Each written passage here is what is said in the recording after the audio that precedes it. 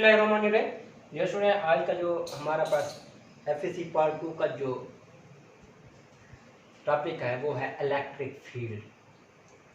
अब electric field को हम फील्ड फोर्स का नाम भी देते हैं। अब इसकी डेफिनेशन क्या है? Electric field is A region around the charge which exert electrostatic force on other charge. कि किसी चार्ज के इर्द गिर्द वो इलाका जहां पे दूसरे चार्ज पर इलेक्ट्रोस्टैटिक फोर्स एक्सर्ट कर सके, दूसरे इलेक्ट्रोस्टैटिक फोर्स लगा सके दूसरे चार्ज पर, उसी को हम किसका नाम देते हैं? Electric field. अब इलेक्ट्रिक फील्ड को जो रिप्रेजेंट करते हैं, जो डिस्क्राइब करते हैं, वो हमारे पास ई से है। E is the electric. फर्ज करें हमारे पास ये चार्ज है।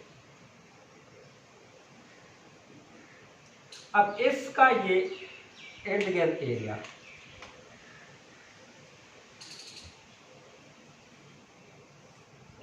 ये इर्द गिर्द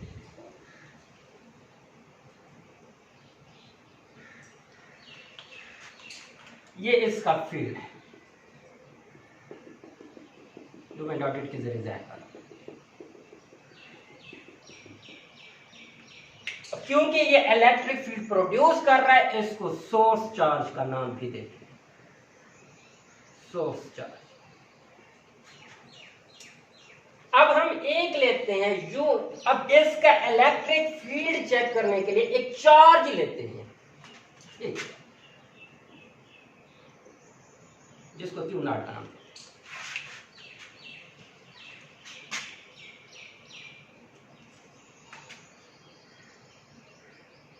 ये हमारे पास क्यू नॉट चार्ज है। ये अब ये चार्ज किस लिए लेते हैं? ताकि हम इसी क्यू चार्ज का इलेक्ट्रिक फील्ड टेस्ट कर सके, चेक कर सके। इसलिए इसको हम चार्ज का नाम देते हैं, टेस्ट चार्ज का नाम देते हैं। अब डियर स्टूडेंट, जब हम इस चार्ज को इसके एरिया में लेकर जाते हैं, इसके एरिया में लेकर जाएंगे यहां पे,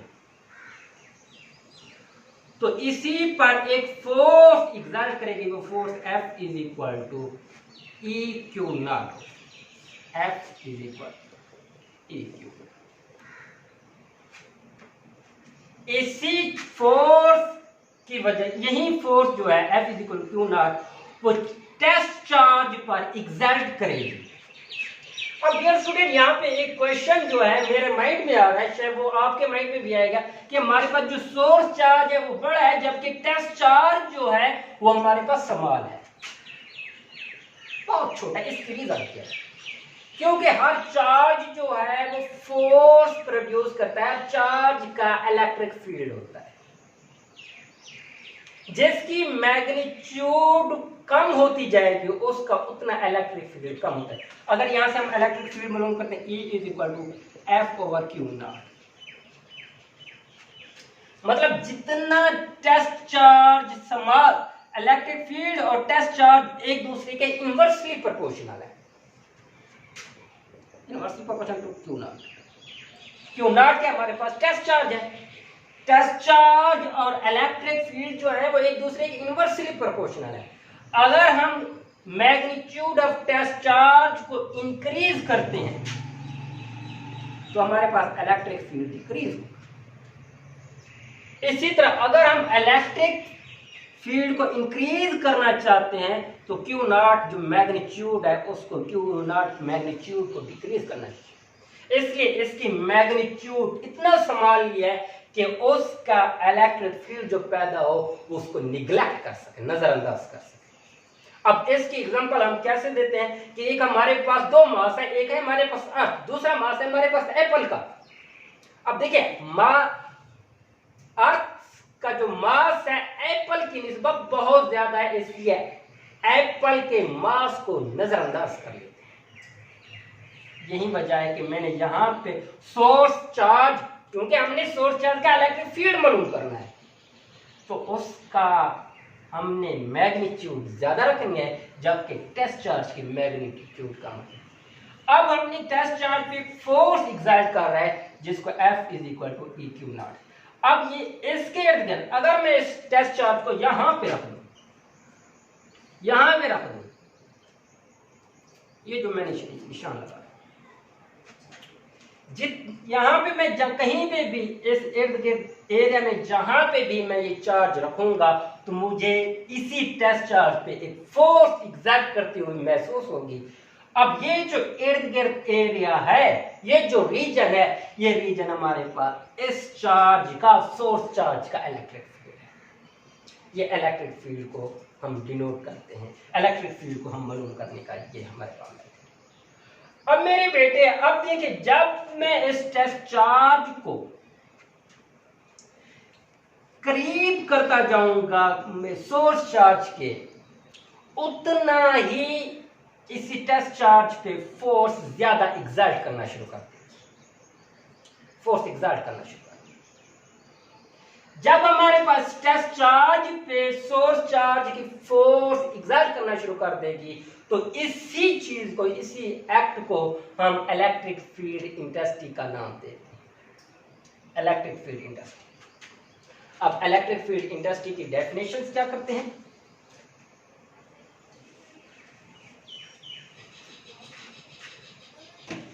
इलेक्ट्रिक फील्ड,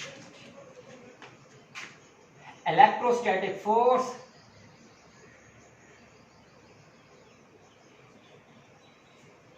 experienced by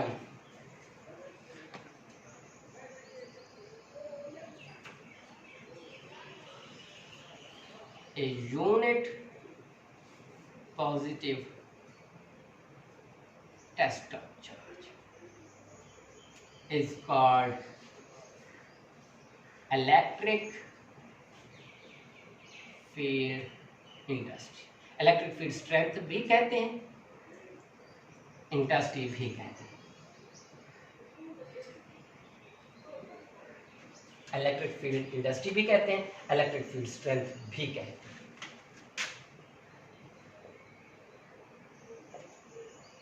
अब आप ये देखें, एक हमारे पास कहावत है, घर का कुत्ता भी शेर होता है। अब घर का कुत्ता शेर क्यों होता है? जब आप उसके इलाके में जाओगे और उसने साफ जरा आप पे अटैक कर देना है, वो आपका एरिया नहीं है, तो इसलिए कहा जाता है घर का कुत्ता भी शेर होता है, क्योंकि वहां पे उसकी स्ट्रेंथ जो है, वहां पे उसकी फोर्स जो है वो ज्यादा होती है। अब इसी तरह जब हम इस टेस्ट चार्ज को करीब करते जाएंगे तो हमारे पास फोर्स ज्यादा एग्जर्ट करना शुरू कर देगी। हमारे पास E is equal to F और Q नॉट। अब यहां पे Q नॉट क्या, magnitude of the test charge. E क्या है, हमारे पास electric field. Electric field is a vector quantity, क्योंकि उसके लिए हमें डायरेक्शन की जरूरत होती है, और उसकी डायरेक्शन वही होती है जो फोर्स की डायरेक्शन होती है, जो चार्ज पे फोर्स एग्जर्ट कर रही हो उसकी वही डायरेक्शन। अब डियर स्टूडेंट, अगर हम फोर्स, इलेक्ट्रोस्टैटिक फोर्स देते हैं, वो हमारे पास 1/4 pi epsilon naught Q naught over R square R unit vector. R unit vector इसलिए क्योंकि हमें फोर्स की डायरेक्शन का पता होना चाहिए। अब मेरे बेटा, अब यहाँ पे मैंने, अब अकॉर्डिंग टू कॉलम्स लॉ जो हम पढ़ते हैं, वहां पे F is equal to 1/4 epsilon naught Q1 Q2 लेगा, लेकिन यहाँ पे मैंने Q और Q नॉट बताया, क्योंकि यहाँ पे हमारे पास दो चार्ज है, एक हमारे पास सोर्स चार्ज है, दूसरा हमारे पास टेस्ट चार्ज है। सोर्स चार्ज को हमने Q का नाम दे दिया, टेस्ट चार्ज को Q नॉट का नाम दे दिया, इसलिए Q और Q, यहाँ पे Q नॉट दिया। अब इसी को हमने इक्वेशन फर्स्ट में पुट कर देना है, तो हमारे पास क्या आ जाएगी, A is equal to 1/4 pi epsilon naught Q naught over R सत्य। अब ये जो हमारे पास Q नॉट वो यहाँ पे आ जाए और साथ यूनिट वेक्टर। अब Q नॉट से Q नॉट कट जाएगा, तो A is equal to 1/4 pi epsilon naught Q over R square R। अब मेरे बेटे, इलेक्ट्रिक फील्ड इंटेंसिटी जो है डिपेंड्स अपॉन कर रही है magnitude of the source charge and between their distance, इनके दरमियान मौजूद डिस्टेंस और सोर्स चार्ज की मैग्नीट्यूड पे डिपेंड करती है। जितना सोर्स चार्ज का मैग्नीट्यूड इंक्रीज होगा, बढ़ता जाएगा, इलेक्ट्रिक फील्ड इंटेंसिटी भी इंक्रीज करती जाएगी, क्योंकि electric field intensity directly proportional to q. लेकिन जितना हम इसका डिस्टेंस इंक्रीज करेंगे उससे ज्यादा उतना हमारे पास इलेक्ट्रिक फील्ड इंटेंसिटी डिक्रीज होगा, क्योंकि electric field intensity inversely proportional to R square, इनके दरमियान मौजूद डिस्टेंस के स्क्वायर के इनवर्सली प्रोपोर्शनल है। मिसाल के तौर पे अगर मैं स्क्वायर डिस्टेंस जो है 2 टाइम इंक्रीज कर देता हूं, 2 टाइम इंक्रीज करता हूं, तो हमारे पास जो इलेक्ट्रिक फील्ड इंटेंसिटी होगी वो कितनी आएगी?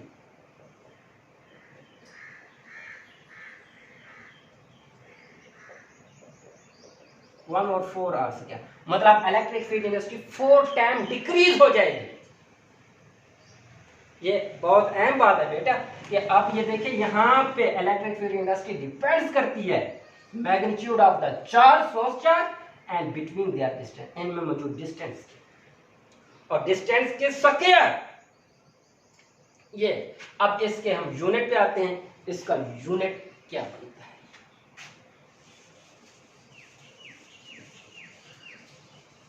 यूनिट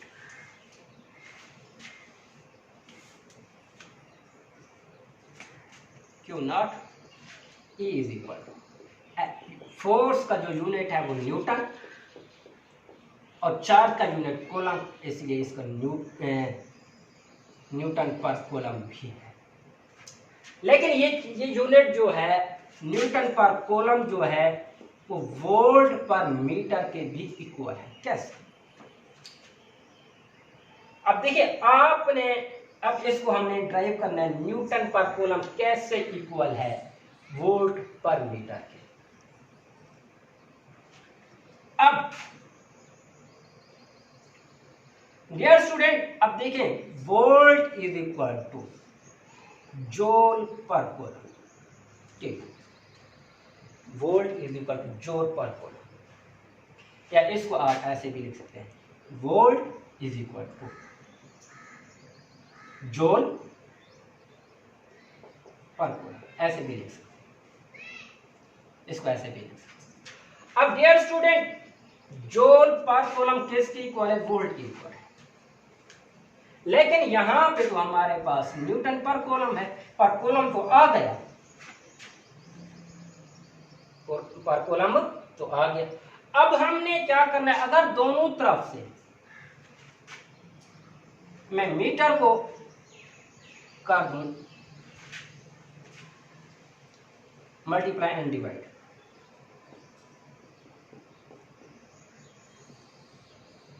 तो ये हमारे पास क्या आएगा? जूल पर मीटर बराबर कूलम मीटर। अब देखिए, सॉरी ये रॉन्ग डायरेक्शन,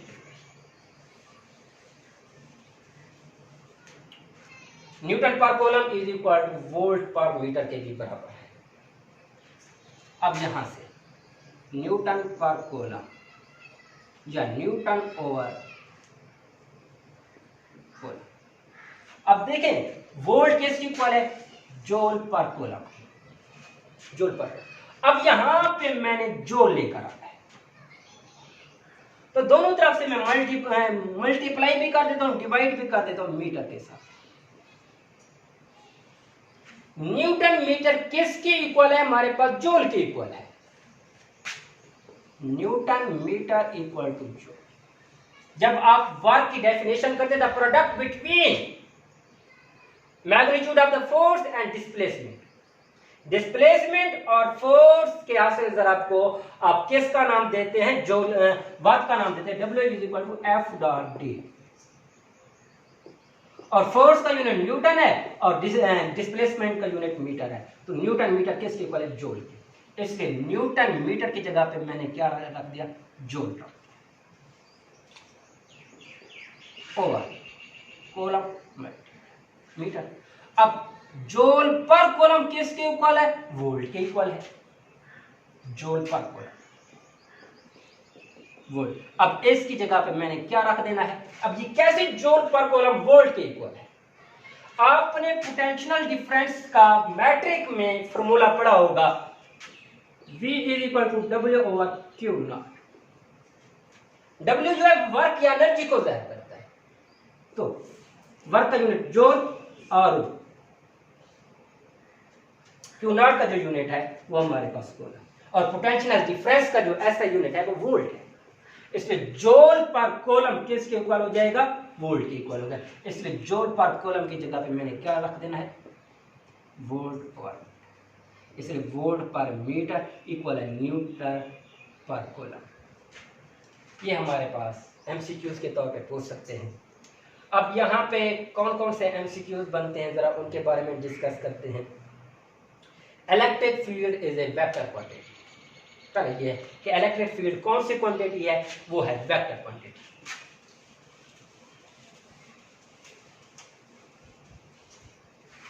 अब एमसीक्यू के बारे में, इलेक्ट्रिक फील्ड हो गया या इलेक्ट्रिक फील्ड या इलेक्ट्रिक फील्ड इंडस्ट्री की जब वो क्वांटिटी पूछे तो आपने क्या बताएंगे? Vector quantity. इसकी रीजन क्या है? क्योंकि इसको डिस्क्राइब करने के लिए हमारे पास डायरेक्शन की जरूरत है। अब इसकी डायरेक्शन कौन सी होगी? इसकी डायरेक्शन वो होगी जो फोर्स की डायरेक्शन होगी। दूसरी बात, डायरेक्शन, इसकी डायरेक्शन कौन सी होगी? जो फोर्स की डायरेक्शन होगी वही हमारे पास इलेक्ट्रिक फील्ड की भी डायरेक्शन होगी, वही हमारे पास इलेक्ट्रिक फील्ड इंडस्ट्री की भी डायरेक्शन। इसके बाद अगर हम टेस्ट चार्ज को इंक्रीज कर दें तो इलेक्ट्रिक फील्ड पर क्या असर पड़ेगा? वो E is equal to F over Q naught. अब इलेक्ट्रिक चार्ज, टेस्ट चार्ज की मैग्नीट्यूड को इंक्रीज करेंगे तो इलेक्ट्रिक फील्ड डिक्रीज होगा। अब टेस्ट चार्ज को डिक्रीज करेंगे, इलेक्ट्रिक फील्ड इंक्रीज होगा, क्योंकि एक दूसरे के इनवर्सली प्रोपोर्शनल है। इसी तरह अगर वो कह दे कि टेस्ट चार्ज की मैग्नीट्यूड को इंक्रीज कर दें तो फोर्स पे क्या इफेक्ट पड़ेगा? तब यहां से फोर्स की जब वैल्यू करें F is equal to E Q naught. अब Q नॉट टेस्ट चार्ज और फोर्स जो है एक दूसरे के डायरेक्टली प्रोपोर्शनल है, तब फोर्स इंक्रीज हो जाएगी। और टेस्ट चार्ज की मैग्नीट्यूड डिक्रीज करेंगे तो फोर्स भी डिक्रीज हो जाएगी। ये हमारे पास एमसीक्यू। इसके बाद what is the mathematically form of electric field industry? E is equal to 1 over 4 pi epsilon naught Q over R square R unit। और यहाँ पे जो आपने वैल्यूज डालनी है, जिस सोर्स चार्ज की वैल्यू डालनी पुट करनी है, सोर्स चार्ज की वैल्यू पुट करनी है। इसके बाद इसकी और भी होती है, क्योंकि R unit vector is equal to R in vector form और R मैग्नीट्यूड। अब R यूनिट वेक्टर की जगह पे जब आप ये वैल्यू पुट करेंगे 1 over 4 pi epsilon naught Q over R square R unit vector और R मैग्नीट्यूड। अब ये भी मैग्नीट्यूड है, ये भी मैग्नीट्यूड है, ये 1 over 4 pi epsilon naught Q over R cube R unit sorry vector. ये भी हमारे पास मैथमेटिकल फॉर्म आ जाती है और ये यूज होती है न्यूमेरिकल में यूज। इसके बाद इसका यूनिट पूछेगा, what is the unit of electric field industry, और इसका जो यूनिट है इलेक्ट्रिक फील्ड इंडस्ट्री का न्यूटन पर कूलम है या वोल्ट पर मीटर भी। बाज़ औक़ात पूछे थे न्यूटन पर कूलम इक्वल टू वोल्ट पर मीटर की। ये भी आपके पास एमसीक्यू है। अब इसके बाद अगर वो कहे कि हमने स्क्वायर डिस्टेंस को इंक्रीज करते हैं तो हमारे पास इलेक्ट्रिक फील्ड इंडस्ट्री पे क्या असर पड़ेगा? इलेक्ट्रिक फील्ड इंडस्ट्री डिक्रीज होना शुरू हो जाएगी। अब 2 टाइम इंक्रीज करेगा तो 4 time electric field industry decrease होगी। 3 टाइम रेडियस डिस्टेंस इंक्रीज करेगा तो 9 टाइम इलेक्ट्रिक फील्ड डिक्रीज होगी, क्योंकि वो स्क्वायर। डियर स्टूडेंट, ये हमारे पास एक छोटा सा टॉपिक था इलेक्ट्रिक फील्ड और इलेक्ट्रिक फील्ड इंडस्ट्री। उम्मीद है कि इसमें मैंने ऐसी कोई बात नहीं छोड़ी जो आपको परेशान करे। अगर कोई चीज़ समझ नहीं तो फिर इस वीडियो को आप बार बार से देखें ताकि आपका हर कंसेप्ट क्लियर हो। इसके बाद फिर भी आप लोगों को समझ नहीं तो आपने कमेंट्स में ज़रूर बताना है। तो आपने कमेंट्स ज़रूर देने हैं, दूसरा सब्सक्राइब कर लें और बेल आइकन को दबाएं ताकि मेरी हर आने वाली लेटेस्ट वीडियो आपको आसानी से मिल सके। अल्लाह हाफिज़, इंशाल्लाह नेक्स्ट वीडियो के साथ मिलेंगे।